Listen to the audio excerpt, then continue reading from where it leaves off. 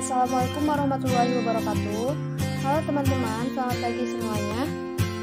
Kami dari kelompok 6 akan mempresentasikan makalah yang berjudul kepribadian, yang mana ini adalah salah satu tugas dari mata kuliah psikologi pendidikan.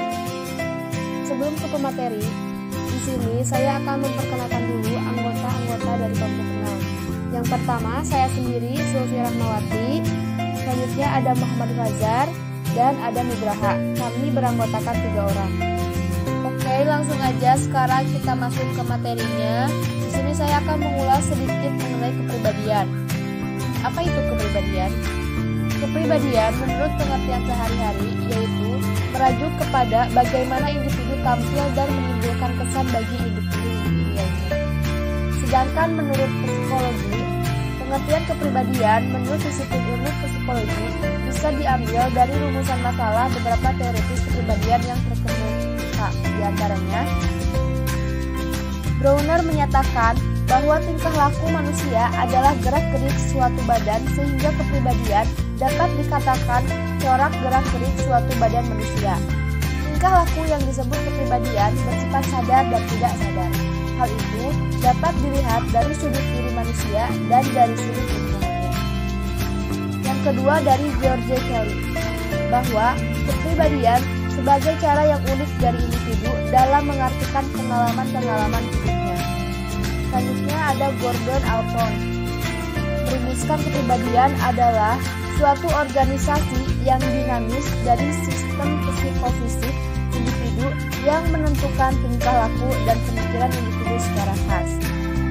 Yang terakhir ada Sigmund Freud, memandang kepribadian sebagai suatu struktur yang terdiri dari 3 sistem, yakni ID, ego, dan superego. Dan tingkah laku tidak lain merupakan hasil dari konflik dan rekonsiliasi ketiga sistem kepribadian tersebut. Yang selanjutnya ada tipe-tipe kepribadian. Yang pertama ada sanguinis. Seorang yang termasuk tipe ini memiliki ciri-ciri antara lain yaitu memiliki banyak kekuatan, bersemangat, mempunyai gairah hidup, dapat membuat lingkungannya gembira dan senang. Akan tetapi, tipe ini pun memiliki kelemahan, antara lain cenderung impulsif, bertindak sesuai emosinya atau keinginannya. Tipe ini sangat mudah dipengaruhi oleh lingkungannya dan rangsangan dari luar dirinya. Kurang bisa menguasai diri atau penguasaan diri lemah, cenderung mudah jatuh ke dalam percobaan karena godaan dari luar dapat dengan mudah mengikatnya dan dia bisa masuk terperosok ke dalamnya. Jadi, orang dengan kepribadian sanguin sangat mudah dipengaruhi oleh lingkungannya dan rangsangan dari luar dirinya, dan dia kurang bisa menguasai diri atau penguasaan diri lemah. Yang selanjutnya ada melankolik. Seseorang yang termasuk tipe ini memiliki ciri-ciri antara lain yaitu terobsesi dengan karyanya yang paling bagus atau paling sempurna, mengerti estetika keindahan hidup, perasaannya sangat kuat dan sangat sensitif.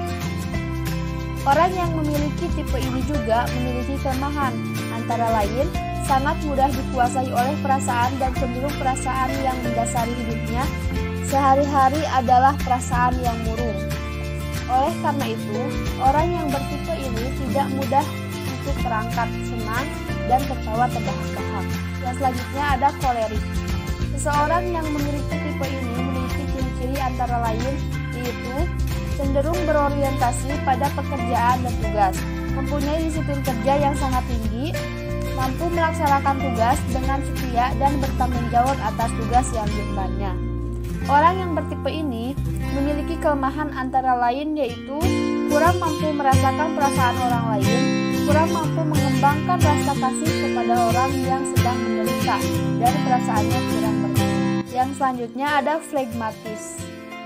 Seseorang yang termasuk tipe flegmatis memiliki ciri-ciri antara lain yaitu cenderung tenang, gejolak emosinya tidak tampak, misalnya dalam kondisi sedih atau senang sehingga turun naik emosinya tidak terlihat secara jelas.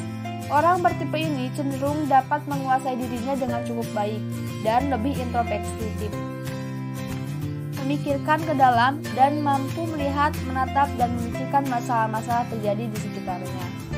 Mereka seorang pengamat yang kuat, penonton yang tajam, dan pengkritik yang berbobot. Akan tetapi, orang yang bertipe ini memiliki kelemahan antara lain yaitu ada kecenderungan untuk mengambil mudahnya dan tidak mau susah. Dengan kelemahan ini, mereka kurang mau berkorban demi orang lain dan cenderung egois.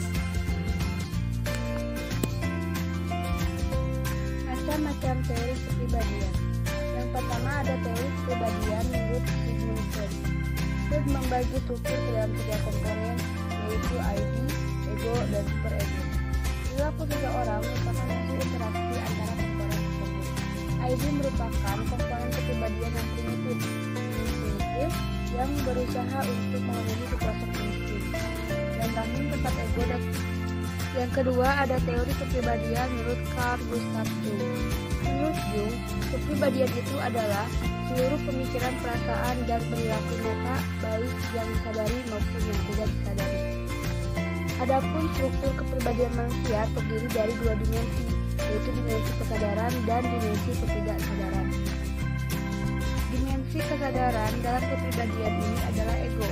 Ego adalah jiwa sadar yang terdiri dari persepsi, ingatan, pikiran, perasaan sadar manusia. Komponen kedua dari dimensi kesadaran manusia adalah sikap jiwa. Sikap jiwa adalah arah dari psikis atau libido yang menjelma dalam bentuk orientasi manusia terhadap dunianya. Setiap orang mengadakan orientasi terhadap dunia sekitar. Sedangkan dimensi ketidaksadaran kepribadian seseorang mempunyai 2 lingkaran, yaitu ketidaksadaran pribadi dan ketidaksadaran kolektif. Ketidaksadaran pribadi berisi hal yang diperoleh individu selama hidupnya, namun tertekan dan terlupakan. Ketidaksadaran kolektif berisi hal yang diperoleh seluruh jenis manusia selama pertumbuhan jiwanya melalui generasi yang terdahulu. 3. Teori kepribadian menurut Erik Erikson. Erikson memandang identitas ego sebagai polaritas dari apa seseorang itu menurut perasaan dirinya sendiri. Erikson memandang ego sebagai kemampuan seseorang untuk menyesuaikan diri secara kreatif dan otonom. Teori ego dari Erikson yang dapat dipandang sebagai pengembangan seksual infantile dari Freud mendapat pengakuan yang luas sebagai teori yang khas berkat pandangannya bahwa pengembangan kepribadian mengikuti prinsip epigenetik sama seperti Freud. Erikson menganggap hubungan ibu-anak menjadi bagian penting dari perkembangan kepribadian. Yang selanjutnya ada faktor-faktor yang mempengaruhi kepribadian. Yang pertama ada faktor genetika atau pembawaan. Hereditas individu dibentuk dari 23 kromosom dari ibu dan 23 kromosom dari ayah. Dalam 46 kromosom tersebut terdapat beribu-ribu gen yang mengandung sifat-sifat fisik dan psikis atau mental individu atau yang menentukan potensi-potensi hereditasnya. Dalam hal ini, tidak ada seorang pun yang mampu menambah atau mengurangi potensi hereditas tersebut. Dalam buku Tipe Kepribadian Syamsu Yusuf 2011, Rafin mengumpulkan penelitian-penelitian tersebut, yaitu ada penelitian dengan metode sejarah atau riwayat keluarga, ada metode soal aktivitas keturunan, ada penelitian terhadap anak kembar, dan ada keragaman konstitusi postur tubuh. Yang kedua ada faktor lingkungan, dan termasuk dalam faktor lingkungan yang pertama ada keluarga. Alasannya adalah keluarga merupakan kelompok sosial pertama yang menjadi pusat identifikasi anak. Anak banyak menghabiskan waktunya di lingkungan keluarga dan para anggota keluarga merupakan signifikan people bagi pembentukan kepribadian anak. Selanjutnya ada sekolah. Faktor-faktor yang dipandang berpengaruh itu diantaranya sebagai berikut. Ada iklim emosional kelas, sikap dan perilaku guru, disiplin prestasi belajar, penerimaan teman sebaya. Selanjutnya ada kebudayaan. Klukon berpendapat bahwa kebudayaan meregulasi atau mengatur kehidupan kita dari mulai lahir sampai mati, baik disadari maupun tidak disadari. Kebudayaan mempengaruhi kita untuk mengikuti pola tertentu yang telah dibuat orang lain untuk kita. Konsep aku. Saat seorang manusia lahir, manusia tidak memiliki konsep diri karena tidak memiliki pengetahuan tentang dirinya, tidak ada harapan, dan tidak ada evaluasi terhadap dirinya sendiri. Kemudian, dalam tahun pertama kehidupan, manusia mulai membedakan antara aku dan yang bukan aku, antara milikku dan yang bukan milikku. Disinilah proses dimulai berbentuknya konsep diri. Konsep diri akan terus berkembang sepanjang hidup manusia. Kepribadian yang sehat didukung oleh gambaran aku yang realistis, baik secara sadar maupun tidak sadar. Adapun 3 komponen konsep aku, yaitu aku ideal atau ideal self, 2. Aku yang dilihat oleh dirinya atau self as seen by self, 3. Aku yang dilihat oleh orang lain atau self seen by others. Dalam keadaan ideal ketiga self ini persis sama dan menunjukkan kepribadian yang sehat. Sementara jika terjadi perbedaan-perbedaan yang signifikan di antara ketiga self tersebut, merupakan gambaran dari ketidakutuhan dan ketidaksehatan kepribadian. Telah dikemukakan di atas bahwa self melibatkan kepercayaan, sikap, perasaan, dan cita-cita. Setiap orang memiliki kepercayaan, sikap, perasaan, dan cita-cita akan dirinya, ada yang realistis atau justru tidak realistis. Tipologi kepribadian. Tipologi adalah pengetahuan yang berusaha menggolongkan manusia menjadi tipe-tipe tertentu atas dasar faktor-faktor tertentu. Misalnya, karakteristik fisik, psikis, pengaruh dominan nilai-nilai budaya, dan seterusnya. Tipologi menurut ilmu psikologi terbagi dari 2 komponen, yaitu sifat atau karakter yang dibentuk oleh faktor lingkungan, misalnya malas, rajin, usil, tertutup, terbuka, dan watak atau disebut juga temperamen dibentuk oleh faktor genetika. Misalnya, kebanyakan orang yang berasal dari luar pulau, wataknya keras dan pemarah. Macam-macam tipologi. 1. Tipologi konstitusi. Tipologi konstitusi merupakan tipologi yang dikembangkan atas dasar aspek jasmania.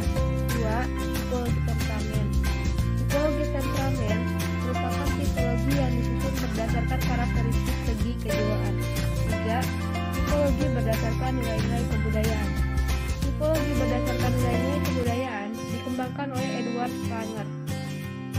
Spranger menyatakan bahwa kebudayaan atau kultur merupakan sistem nilai karena kebudayaan itu tidak lain adalah kumpulan nilai-nilai budaya yang tersusun atau diatur menurut struktur tertentu.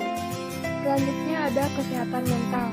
Kesehatan mental merupakan sebuah kondisi di mana individu terbebas dari segala bentuk gejala-gejala gangguan mental. Individu yang sehat secara mental dapat berfungsi secara normal dalam menjalankan hidupnya, khususnya saat menyesuaikan diri untuk menghadapi masalah-masalah yang akan ditemui sepanjang hidup seseorang dengan menggunakan kemampuan pengolahan stres. Kesehatan mental merupakan hal penting yang harus diperhatikan selayaknya kesehatan fisik. Diketahui bahwa kondisi kestabilan kesehatan mental dan fisik saling mempengaruhi. Gangguan kesehatan mental bukanlah sebuah keluhan yang hanya diperoleh dari garis keturunan. Tuntutan hidup yang berdampak pada stres berlebih akan berdampak pada gangguan kesehatan mental yang lebih buruk. Sekian presentasi dari kelompok kami. Mohon maaf apabila banyak kesalahan. Dan untuk sesi tanya jawab akan diadakan di WhatsApp group. Jadi yang mau bertanya silakan tanya di WhatsApp group. Terima kasih. Wassalamualaikum warahmatullahi wabarakatuh.